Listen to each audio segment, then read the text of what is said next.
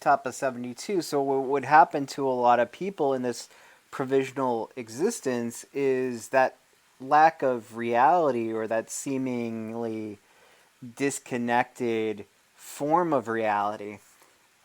It would have a negative effect, right? So regarding our provisional existence, as unreal was uh, as unreal was in itself an important factor in causing the prisoners to lose their hold on life, everything in a way became pointless.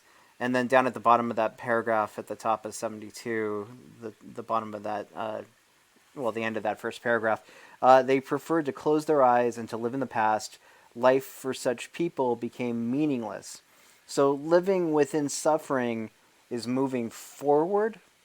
That seems to be what he's saying. Like, if you live in the moment and you understand what's going on, then you're more likely to move past it. But if you're just, stuck firmly in the past, not living in the present, how do you enter into the future, right?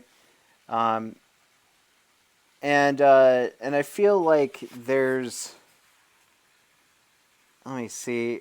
So ordinary circumstances they would never have achieved, right? So the other thing is that by being under these extreme circumstances, there comes a level of accomplishment, and he says in the middle of that, the second paragraph, he says, to others of us, the mediocre and the half-hearted, the words of Bismarck could be applied. Life is like being at the dentist. You always think that the worst is still to come, and yet it is over already.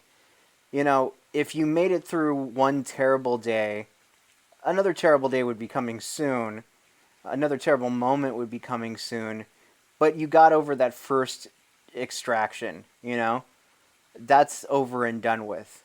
You know, it you if you dwell in it, you're not going to go anywhere, right? And at the bottom of the paragraph, one could make a victory of those experiences, turning life into an inner triumph, or one could ignore the challenge and simply vegetate, as did a majority of the prisoners. Again, their choices were clear: either try to persevere internally and just sort of tune out the uh, mistreatment and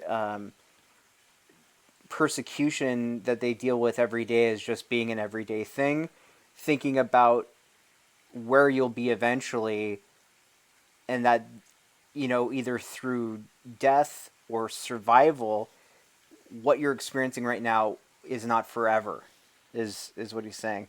And in the next paragraph, he talks about setting a future goal, which is exactly what I was just talking about.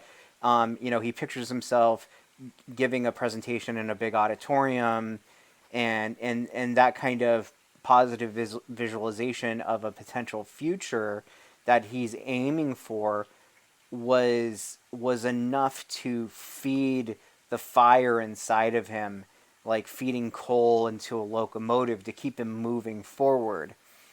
Um, so 73, the last paragraph, it says, I became disgusted with the state of affairs, which compelled me daily and hourly to think only such trivial things, like worrying about getting on the right side of the capo, getting on a good work detail, that kind of thing.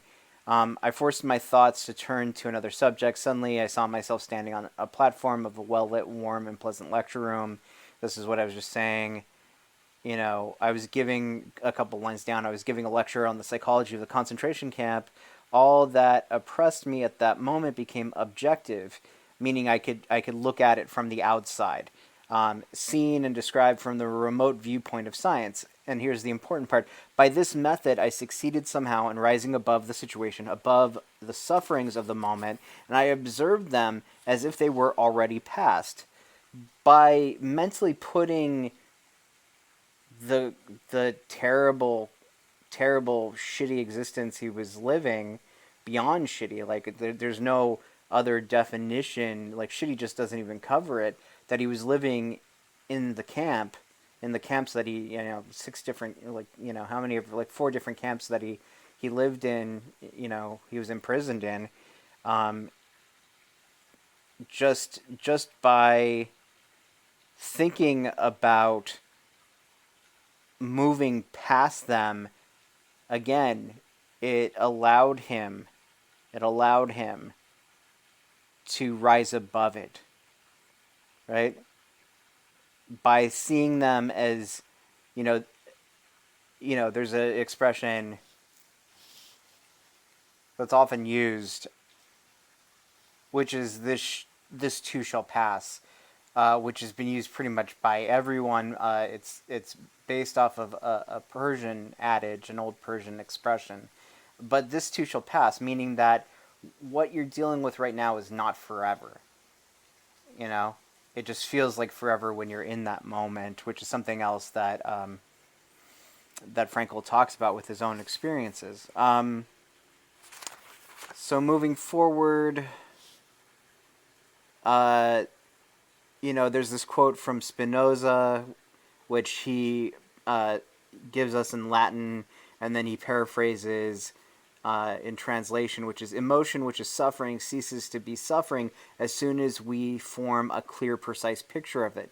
Meaning that if we face suffering through thinking about it, through self-reflection, through analysis, once we get that far with it, right?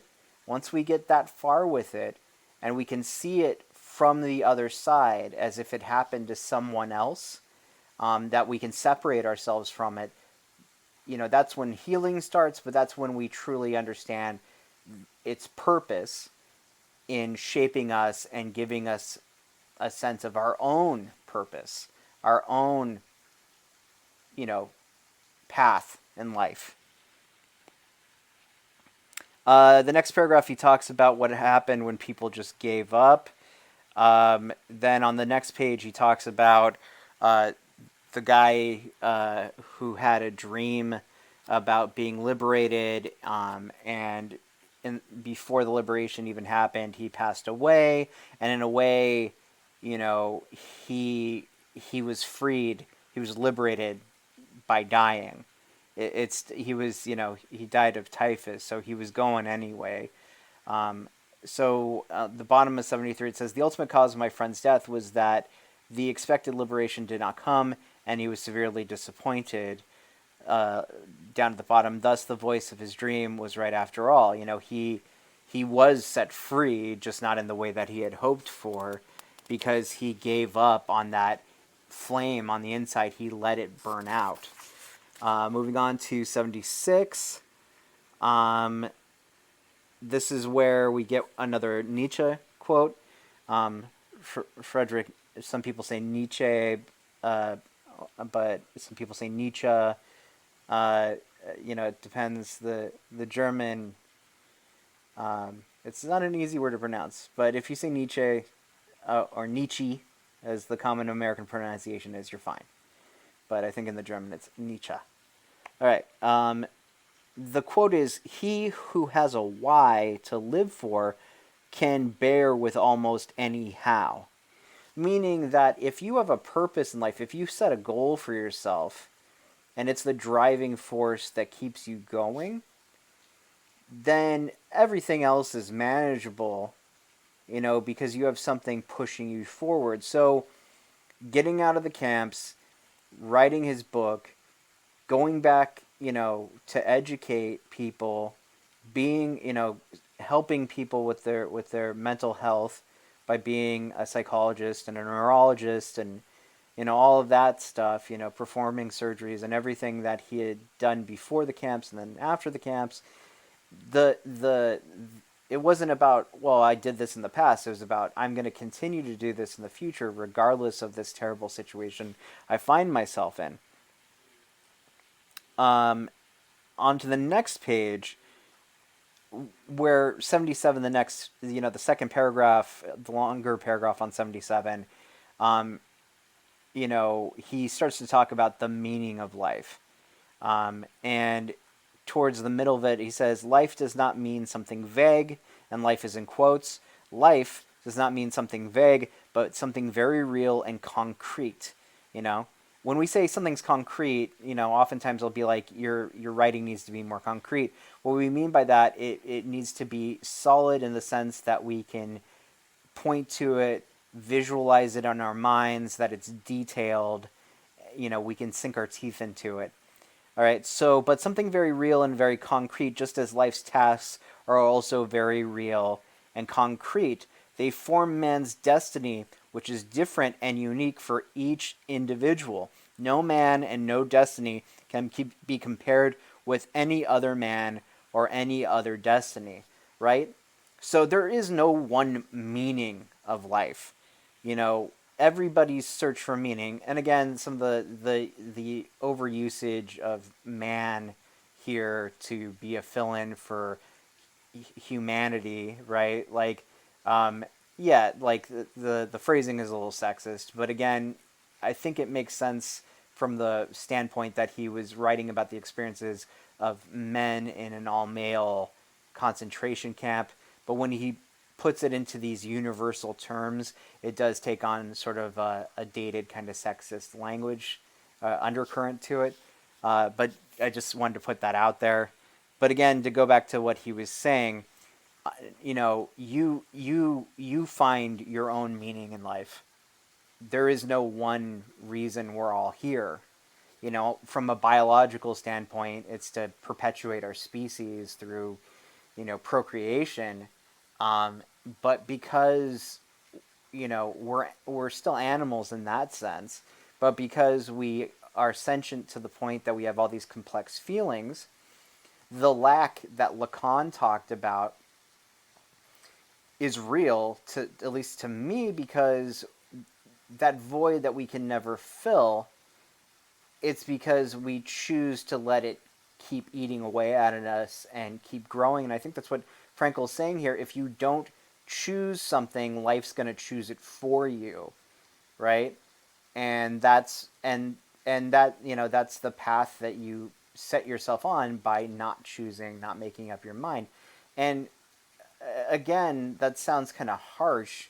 And I know for, the younger members of the class, that's going to sound like, oh my God, like life is hard. Life is frustrating. And Frankl's not the first person to say that life is suffering. The Buddha said life is suffering. I may have mentioned this before, but again, suffering from a Buddhist standpoint is very important, because through suffering we learn how to persevere, which is echoed in what Frankl is talking about. In fact, it's his ideology here is very much on par with some of the ideas found in Buddhism, right? Some of the at least one of the Four Noble Truths. So let's keep going. Um, okay, so on the top of 78, speaking hypothetically about like sort of like the general person, but again from a male standpoint, so this is fellow logocentric, to borrow some stuff from our gender unit a couple weeks ago. He will have to acknowledge the fact that even in suffering, he is unique and alone in the universe. This is a very existentialist statement, meaning like understanding that you are hardwired into your body, right? You come out of the womb alone on the voyage into the great unknown. When you die, you can't take anybody with you, regardless of what the pharaohs believed. It's that's one of the things that scares us about death, is that it's a journey that we have to take on our own, and we don't know what's on the other side, right? So that's what's frightening about it. But that's all he's saying. I mean, again, it seems like there are conflicting ideas when at once he's talking about spiritual ideas and almost theological or religious ideas and big concepts related to that, like fate, and like and determinism, and things being written out ahead of time. But again, you know what's that meme? Ah, yes. You're a ghost driving a meat-coated skeleton made from stardust, riding a rock hurtling through space. Fear nothing. That's a meme that's going around. That's been going around for a while. But let me read that to you one more time. You're a ghost if you believe in a soul or an essence, but really we could look at it in terms of personality, or from a Freudian standpoint, your psyche, right? This thing that you can't, cut open and point to in an autopsy or a dissection or a vivisection. Great word, by the way. You're a ghost driving a meat-coated skeleton. You're, we are basically meat sacks, right? A meat-coated skeleton made from stardust, right? Everything on the planet is partially, I would say 99.9% of everything on Earth is made out of carbon, partially, right? We're carbon-based life forms. Where did carbon come from? Asteroids and, meteors colliding with our planet, bringing these substances from other parts of our solar system, from other parts of our galaxy, and from the universe at large, riding a rock. We're on a planet, right? That's orbiting a sun, right? So therefore, it's hurtling through space, right? It takes 365 days for it to fully make its way all around it. But really, right now, I mean, the Earth is is basically a giant spaceship that functions like a train on a circular track, right? So you're already living something that, put in those terms, is seemingly impossible. So, in that sense, you're this personality trapped in basically a meat suit, and and you're never going to, unless you develop telepathy, you'll never be able to go into somebody else's head and know them 100%. You gestate inside of your mother alone. You come, unless you're a twin or a triplet or an octuplet or whatever, you come out alone, and you live with people while you're alive. And when you die, the death part is all you by yourself, right? Who knows what happens on the other side of it? But let's hope there's something, because most people find the idea of nothing on the other side pretty depressing. But if that's it, that's it. The batteries run out. So delightful. Okay, moving forward.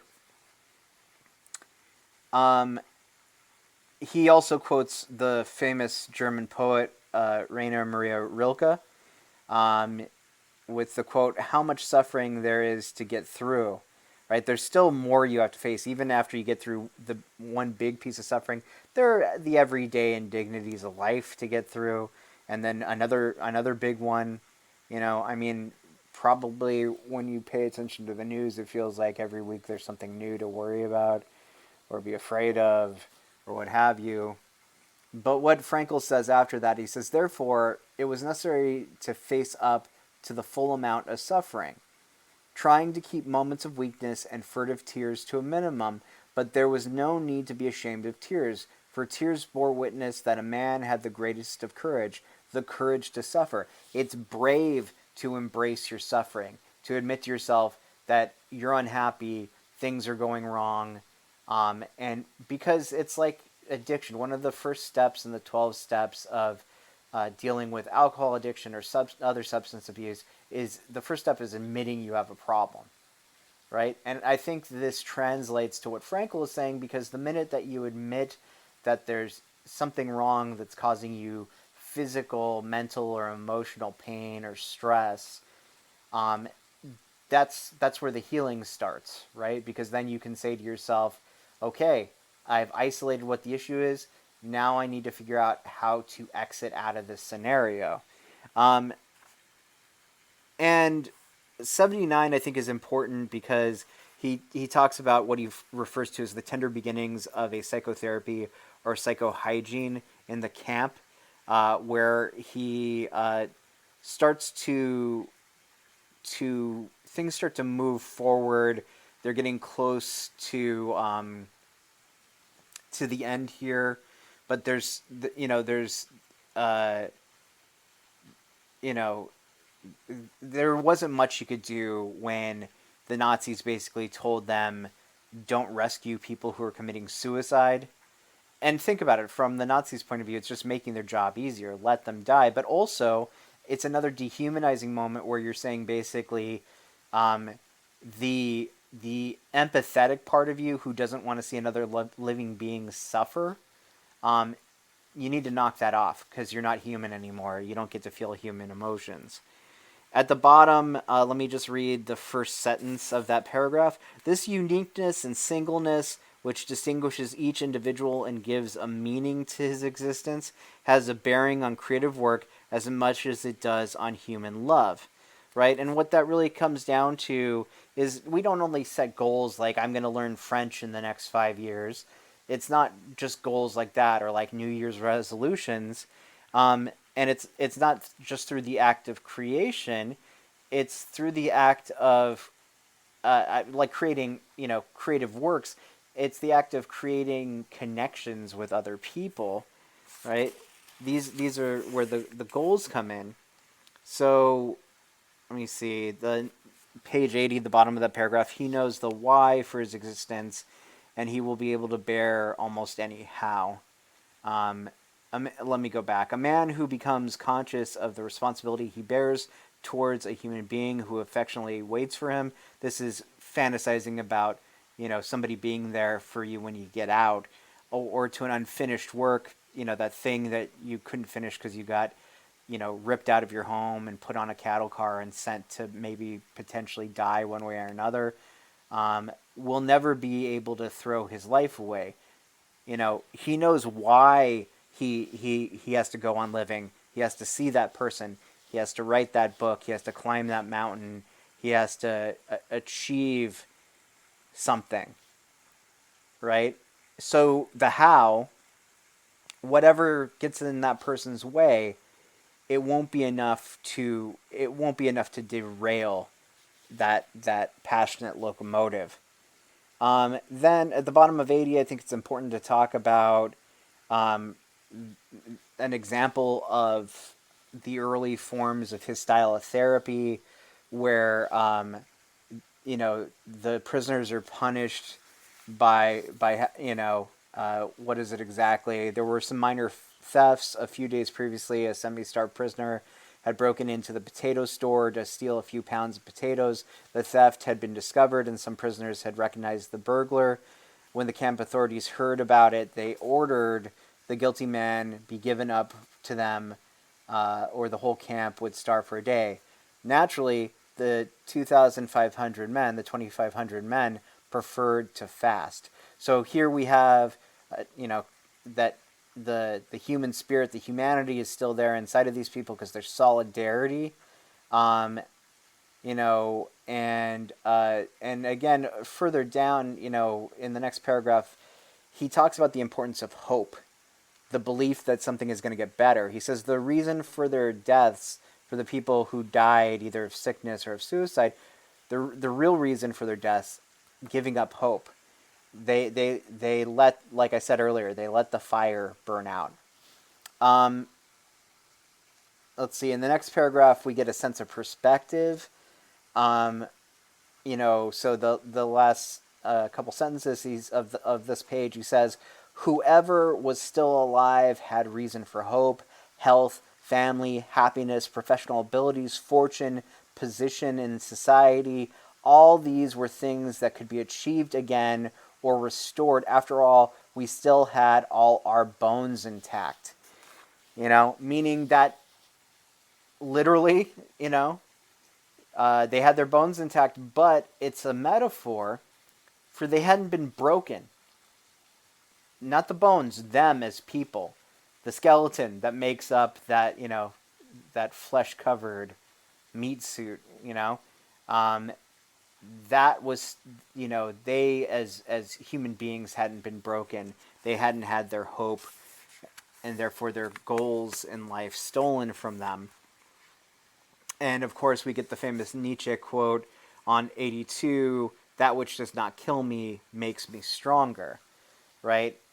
and again, that is the most definitive statement on this whole idea, that it's through suffering that we gain, uh, we gain knowledge, we gain self-reliance, and we gain experience.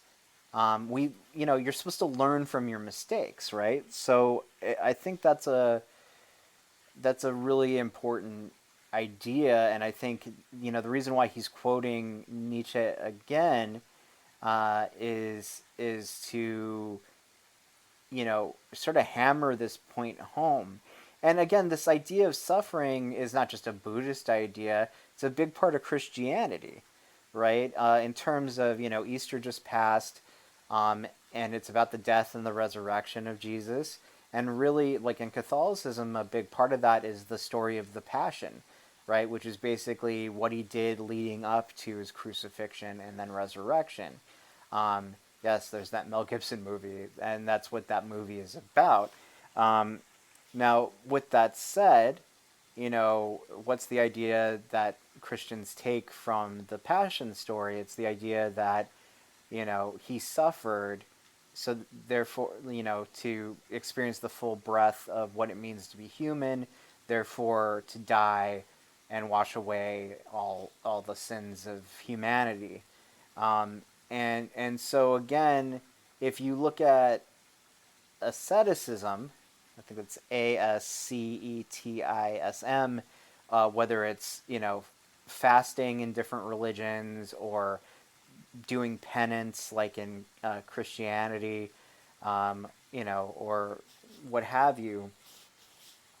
A lot of that is about a cleansing, a spiritual, emotional, and physical cleansing. I think of the Muslim holiday of Ramadan. The fasting during the day is supposed to be about renewal. Same thing with Yom Kippur, the Day of Atonement for Jews, part of the High Holy Days. It's a couple weeks after Rosh Hashanah, which is the Jewish New Year. Um, Yom Kippur is about owning up to all the things that you did wrong or could have done better, and how you may have mistreated others, and trying to understand, how you can be a better you, how you can be a better person, but how you can be in service to others by being a better person. And so much of, on the flip side of that, so much of Christianity is about service to God, service to the community, service to such and such, service to everybody. So again, I think these ideas, there's a perennialism here, which is a term I think was coined by Aldous Huxley, the author of Brave New World. And perennialism is this idea that basically like the world's religious beliefs all kind of coalesce. They all kind of come together on some of these sort of universal tenets. They might disagree about how you get there or whatever, but I look at it like this. And again, I don't, like, me personally, I'm a bit of an agnostic. I do not really, I'll see it, I'll believe it when I see it. That's how I feel about, a divine, you know, heavenly creator and stuff like that.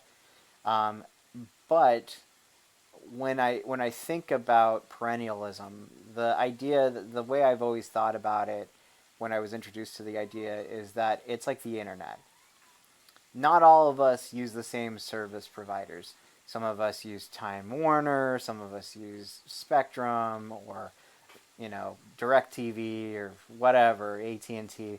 Whoever you do your internet, or whatever media bundle you have, we all, through our own ways, we all get onto the basically the same internet. And in the same way, I think when we're talking about spirituality in any sense, people are tapping the same vein.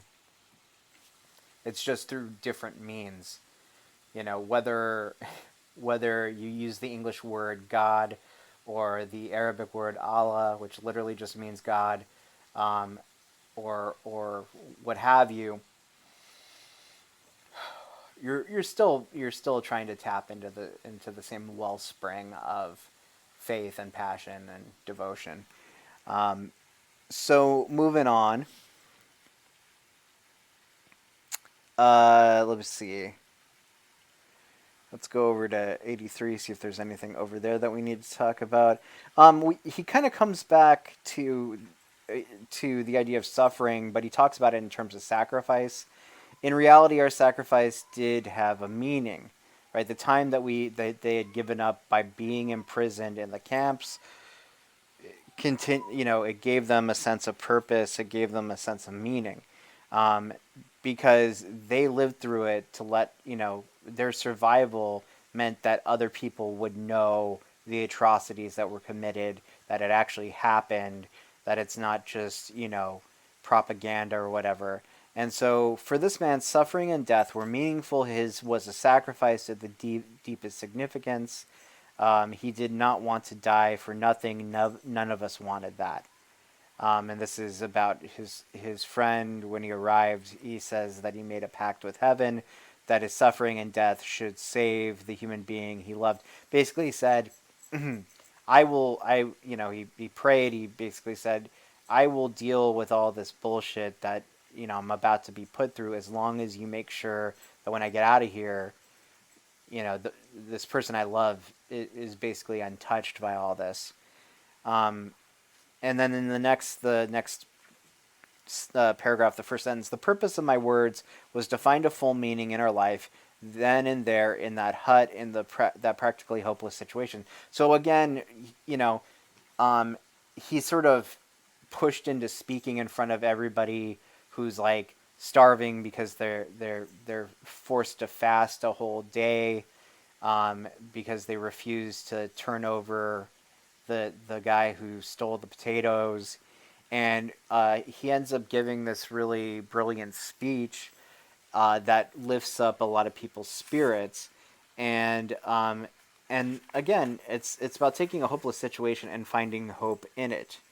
Again, 84, we have the mention of sadists, and he mentions that, he's talking about the nature of the guards. Some of them were sadists, some of them were bullies, um, and even the ones that pitied them didn't do anything to stop the bad guards. And he says on 85 fourth, it must be stated that even among the guards, there were some who took pity on us. And he talks about a specific guard that there's a story here where, um, when the Allies came, they hid this guy because he was actually, he tried to be a good person even though he was a Nazi, which is an interesting idea. Which leads us into questions about good and evil on 86 and 87. Frankl talks about, um, that there's not really there's no true binary reality of one or the other, of good and evil. It's not a very black and white situation. There's a sliding scale of a lot of gray in between. Um, you know, people within the camps, whether it was between the prisoners or the capos and the prisoners and the guards and the prisoners, there were these moments of compassion and human kindness. And he says on 86, while they were, so obviously the prisoners found the lack of character in such men especially upsetting, while they were profoundly moved by the smallest kindness received from many of the guards. So again, the fact that these men were quote unquote just following orders and doing all these terrible things, um, they they would hate them for that. But the minute that a guard would be like, here, here's a tiny piece of bread or something, the prisoners would appreciate that tiny bit of humanity they saw shining through. Um, and there's this interesting part at the bottom of 86 where Frankl basically says there's really only two types of people. There are decent people and indecent people. There are bad people and good people, and it doesn't matter what type of person you are, ethnically, racially, what have you. There are good and bad people in every group of people. Um, on 87, this is where he starts to talk about moving closer to the liberation. he starts to talk about the psychology of the prisoner who's been released. In that, like, they don't believe, that they're free. They're still in that prisoner mindset, so it's very hard to kind of remove themselves from that. And things that are very surreal, almost dreamlike, start to happen. Like the guards just start giving them cigarettes and stuff like that. And they would talk about the word freedom. This is at the bottom of 87. Freedom, we repeated to ourselves, and yet we could not grasp it. It had been so long since, and they had suffered through so much, that the concept of freedom just seemed like this alien sort of nonsense word. 86, or sorry, 88. Um, you know, and it was hard for them to be moved by things that, before, like there's that scene earlier in the book where they see this beautiful Bavarian landscape, and they're like, there is beauty in the world. There still can be, um, but but they're allowed to leave and walk around the perimeter of the camp, and they're seeing flowers and stuff, and it's not really dawning on them. It's like walking through a fog or a haze until they see this rooster. Right, when we saw a rooster with a tail of multicolored feathers, it remained only a spark. We did not yet belong to this world. And then when they talked about it, there's this conversation on this page. Tell me, were you pleased? And the other replied, feeling ashamed as if he did not know that we all felt similarly. Truthfully, no. We had literally lost the ability to feel pleased. And this is where he talks about uh, the disconnect, which in psychology is called depersonalization. It's the loss of a sense of self, of like what makes you happy, and it can manifest as a not being able to find pleasure in things. Um, and so while they were all preoccupied with like the psychological effects of what they had been through, and the promise that it might be soon over, he talks about the fact that, like, the body has fewer inhibitions than the mind, and they would eat ravenously because all of a sudden they could eat freely because the high command was gone. The guards, you know, uh, they knew that they were done for when the GIs showed up, because the GI policy was to take the leaders into custody, and in some cases, the lower ranks were lined up, and then a firing squad would just execute them. Um, the pressure which had been on his mind for years was released at last. This is where we really get into logotherapy here. It's on 89 when he talks about the fact that all they had to do now was talk, and the talking made them better. You know, so the pressure which had been on his mind for years was released at last. Hearing him talk, one got the impression that he had to talk, that his desire to speak was irresistible. I have known people who have been under heavy pressure only for a short time, for example, through a cross examination by the Gestapo, to have similar reactions. Many days passed, not until only the tongue was loosened, but something within oneself as well. Then feeling suddenly broke through the strange fetters which had restrained it. Basically, that fog, that haze they're dealing with, of like, wait, is this real? Are we really going to be free again? Have we really survived? You know, that uncertainty, because they're so not used to it anymore. Um, it really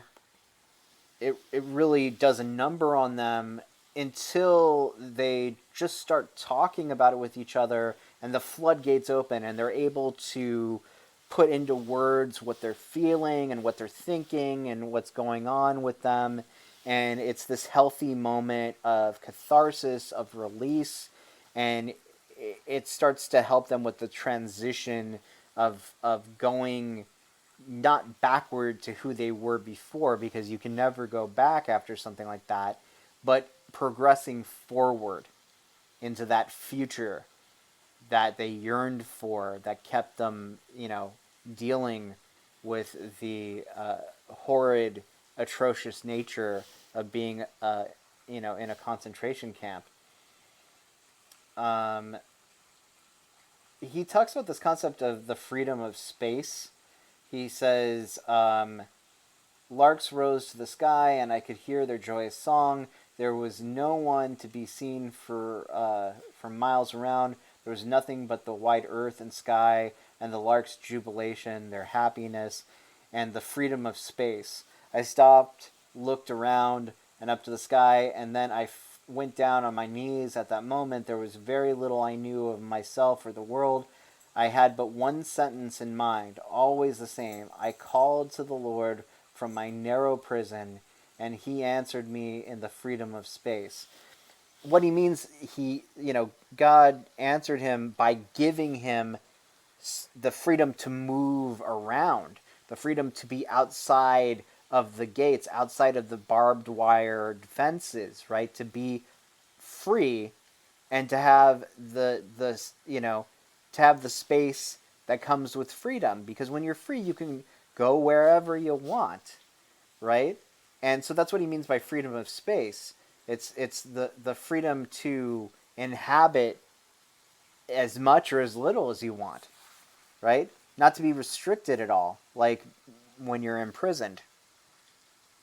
And he says in the next paragraph, in that hour my new life started. Step for step I progressed until I again became a human being. So it takes a while to push away that fog, that dark hood of being the prisoner. But once they're able to cast it off and start to regain some of their humanity that the Nazis tried to take from them, tried to erase. Um, so let's keep moving. 90. See, and then he talks about how the oppressors instead, became the oppressed, as they, were incarcerated by the Allies, um, and how this emboldened some of the, now former prisoners to, flip the script and be verbally, violent, to threaten death and to speak with murderous intent towards the guards. And this was something that, to crave for revenge. And this was something that Frankl wanted to wrap his head around and understand why they were doing it. What was the emotional benefit? So again, 91, he says, apart from the moral deformity resulting from the sudden release of mental pressure, there were two other fundamental experiences which threatened to damage the character of the liberated prisoner: bitterness and disillusionment. You know, and this is what I'm talking about, what I was talking about earlier with the people who lost faith in God, may have become atheists after something like the Holocaust happened. Um, you know, uh, Bitterness can be seen as resentment. When you resent somebody, you hold things against them. I think it's fair that initially, people, did not trust Germany after World War II. That makes a lot of sense, right? And this is the difference between Germany and America, is that Germany has the most intensive, like from a young age, Germans are taught about the Holocaust, about World War II, and to own up to the fact that their country did something wrong. You think of all the things that America has done in its, the United States, I should say, has done in its history, from, the genocide of, native peoples to slavery, um, Japanese internment. Uh, America, we don't do that. We don't teach real history, and the government doesn't apologize, or if it does, it gives a half-assed apology. What Germany learned from this experience was that they had to be culpable. They had to be responsible for the actions of their past leaders.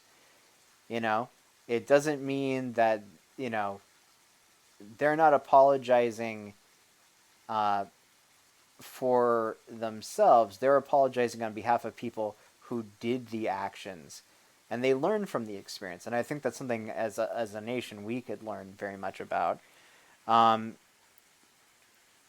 and there's this interesting scene on 91 where he talks about going back into, going into towns and, the townsfolk would be like, "Oh, we didn't know about it," or "We too have suffered," as sort of like a way of coping with their own guilt, that they didn't do anything about what was happening to their fellow countrymen. Um, and this takes us to 92. Um, there's this line here that I want to read.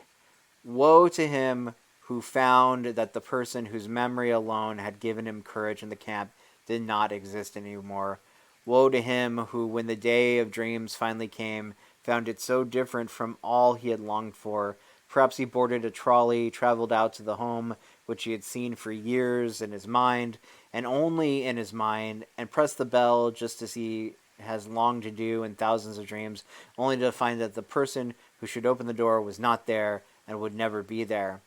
We all said to each other in the camp that there could be no earthly happiness which could compensate for all we had suffered. You can't make up for that lost time and what they went through.